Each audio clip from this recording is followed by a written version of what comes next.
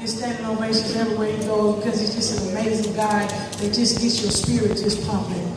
He's my brother from another mother. He travels all over the country. He's a crowd favorite everywhere he goes, and he makes a friend everywhere he goes. He has touched my heart in many ways, has lifted my spirits in many, many ways. And not only that, he's a phenomenal talent. Ladies and gentlemen, I present to some and introduce to others your headliner for the evening, Mr. Sherwin Arae.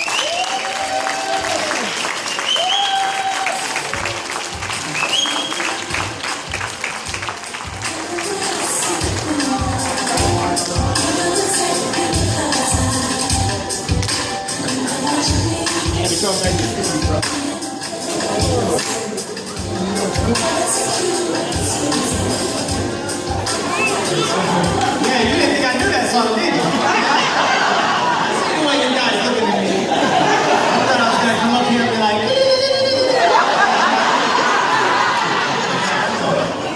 I know you look a little concerned, like, what's the landlord doing here?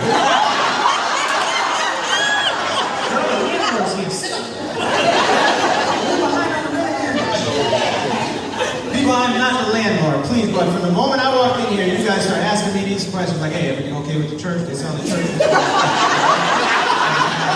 Let me talk to you. A couple minutes. I thought he was just a pretty terrorist. That's all I thought. You know, it's funny, man. I joke about that a lot because people have so many misconceptions about my people. You know, they think we're all terrorists, and for the most part, we are. But aside from that,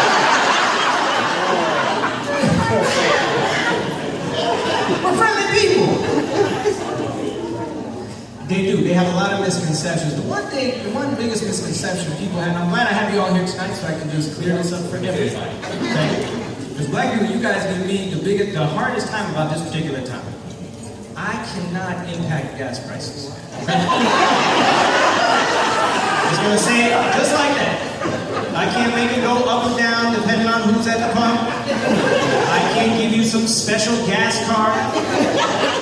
I pay the same price at the pump that you pay. Now when I go to Iran, I get reimbursed. That's a different story.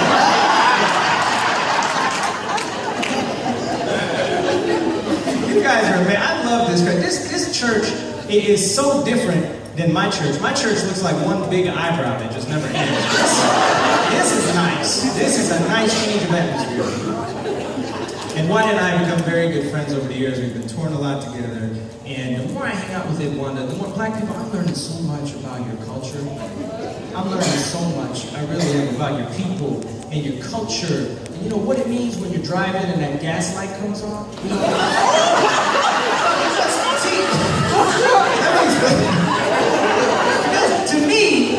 To me, when the gas light comes on, it simply means begin to look for a gas station, right? To make sure you have enough gas to get to where you're going.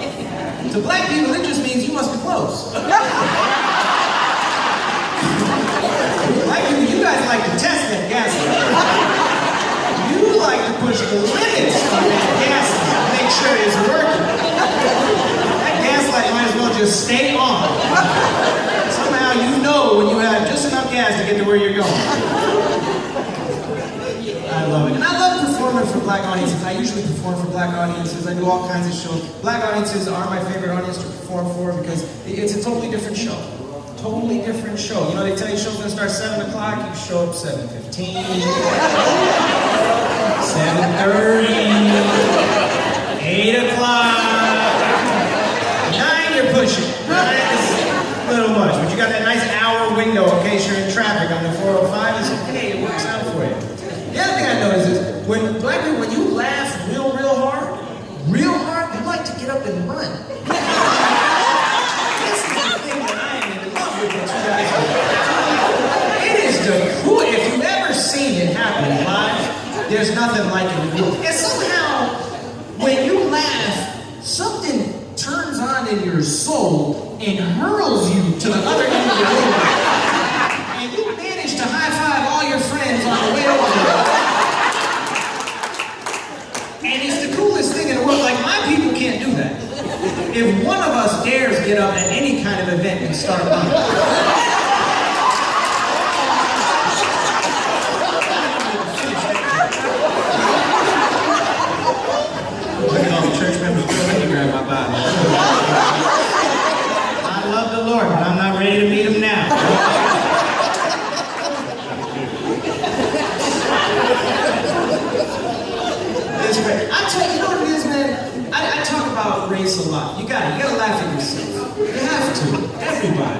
can't laugh at yourself. You can't laugh at yourself, you can't laugh at anybody. And here's what I've noticed as a comedian.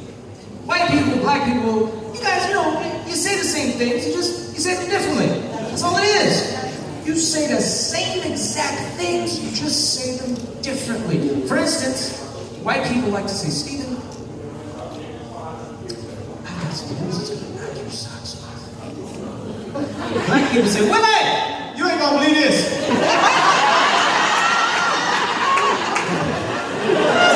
The same thing.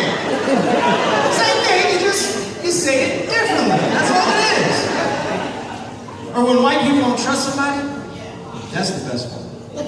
I don't trust them any further than I can throw them. Black people say, some folks you got to feed with a long handle.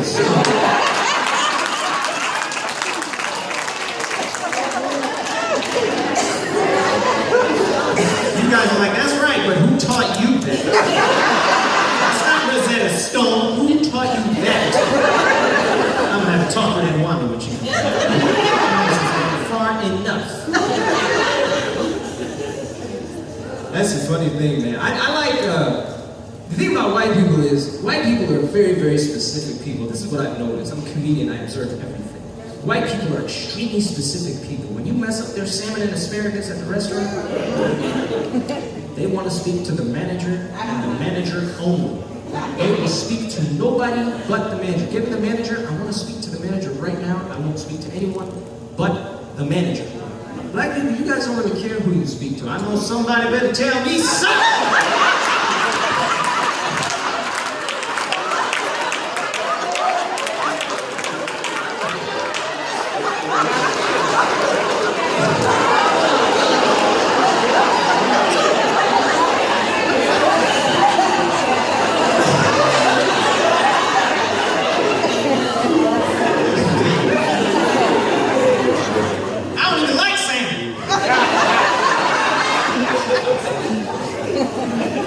That's what it is. I go out to dinner on purpose looking for white people. I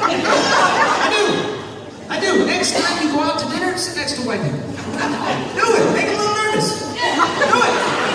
Sit next to them. You see a white family, table open?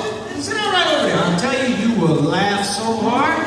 Because listen, when that bill comes at the end, white people fight to the death to pay that bill. 30-year friendships ruined because you grabbed the bill before he did. As soon as they see that poor waiter turn in that corner, Stephen, don't you do it. Don't you dare reach for that. You know what? Matter of fact, waiter, excuse me, come on, Scooter. Slide it over right now, Scooter. Come on. I'm paying this bill.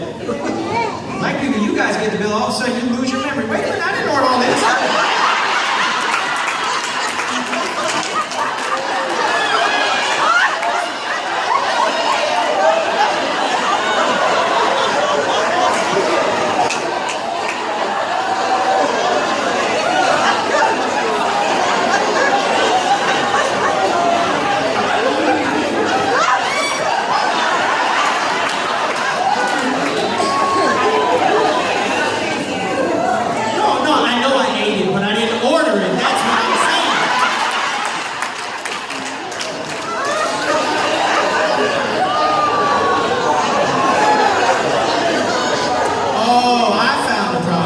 See, there goes the problem right there. Which one of you messed around and ordered gratuity? What is this? What is this?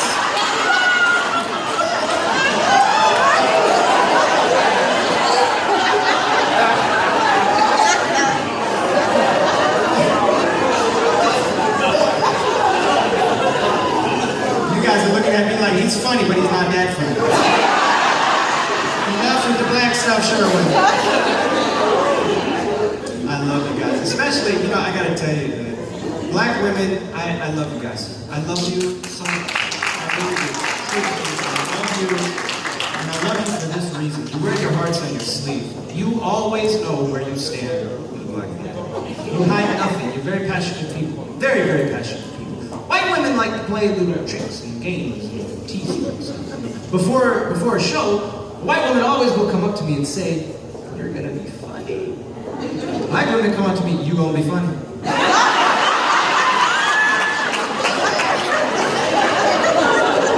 bought 5 tickets.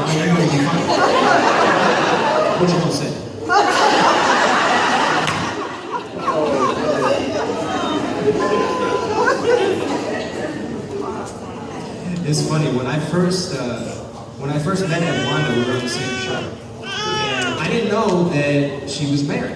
Okay? So I'm a little bit of a flirt. That's the kind of guy. I like to flirt with everyone, just not from like a sexual standpoint, just to be nice, be friendly, hug, kiss everyone hello. You know, that's just how I am. So I was teasing Wanda, and I said, you know, could I take you out sometime? That's all I said to her. And Wanda looked at me and said, you ain't gonna have me wearing no sheath.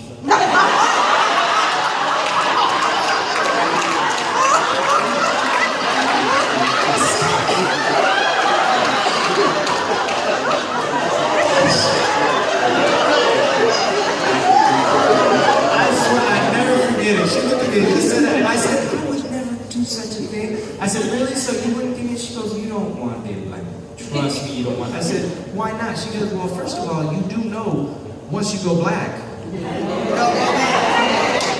never go back. And I said, well, that may be true, but once you go in my band, you go to Afghanistan.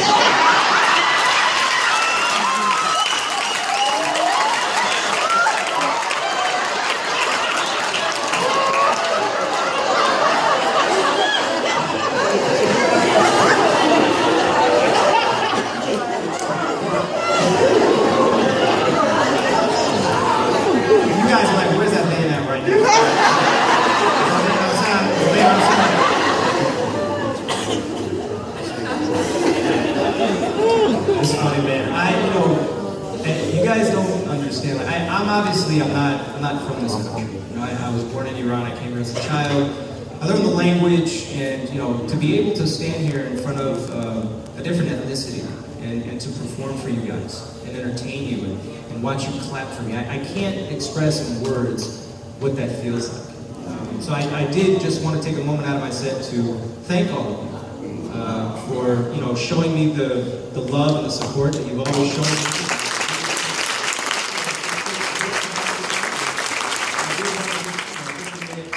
To thank you. And growing up, when we first came to America, we moved to an all-white neighborhood. All right. My next door neighbor was the only black family in the neighborhood, and they had a son that was my age. His name was Philip Lane. Okay. Phil and I were the best of friends. I grew up with Phil. His parents practically raised me. I was there, when he got the puppy Rottweiler. I was there for the family reunions, when, he fell asleep on the plastic furniture, all of it. I was there. So, this is how I know so much about your culture, because I was raised around you, but when you first see me, you think I'm the landlord, or I'm here to fix a computer, or, So, I want to share you this story with you about how I got Phil into trouble once. So, when I was a child, I would never sleep at night. My mother could not get me to fall asleep. She could pay me $1 million, I would stay awake. Finally, one day, she found a way to get me to fall asleep. She tricked me. She told me, if you fall asleep, there will be magic in the house. I'm a little boy, and I'm thinking, magic? Wow, what's going to happen? She said, if you fall asleep in this room, you're going to wake up in another room. I thought that was the coolest thing God had ever invented on planet Earth, was that I would mystically just raise up, go into the clouds, and land in the other room. So as soon as she said that, I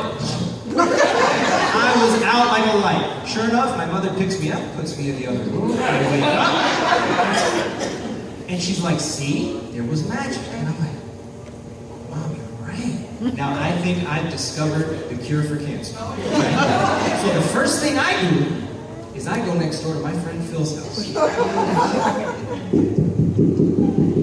Phil, you ain't gonna believe this. I have discovered something that's gonna save all of our problems. He said, what's going on? I said, there's magic. He goes, what are you talking about? Black dude, be concerned and cautious.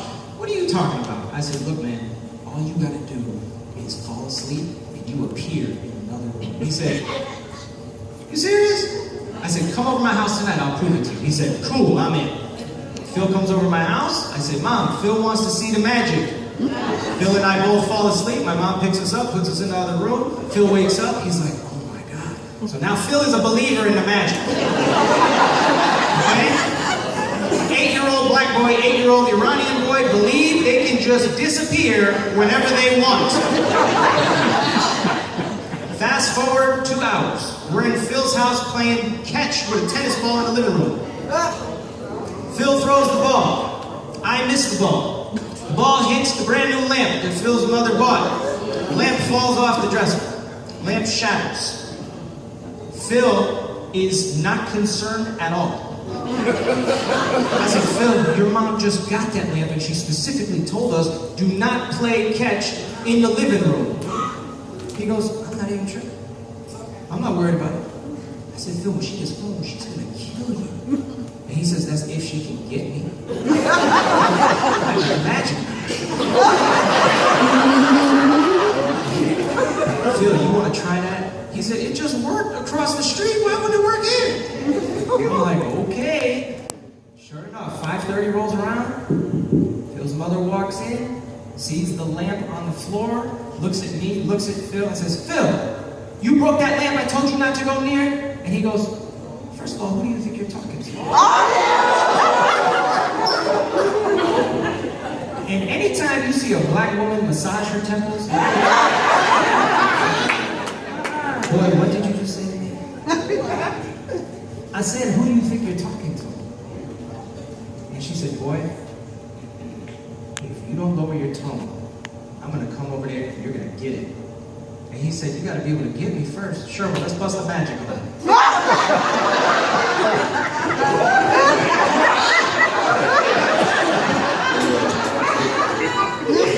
First thing she says is, what magic? What you got my boy into? She starts looking around the house like this. Phil closes his eyes, like, Sherwin, hurry up. So we both close our eyes and try to fall asleep. I hear his mother walking towards us. I hear the footsteps. I hear the belt coming off. You know, I'm concerned, but I'm trying to fall asleep as fast as I can. I look up with one eye. I'm like, Phil, she's right here. He's like, it's about to happen. Keep your eyes closed. All of a sudden, whack! Phil woke up the next morning in the emergency room. I'm like,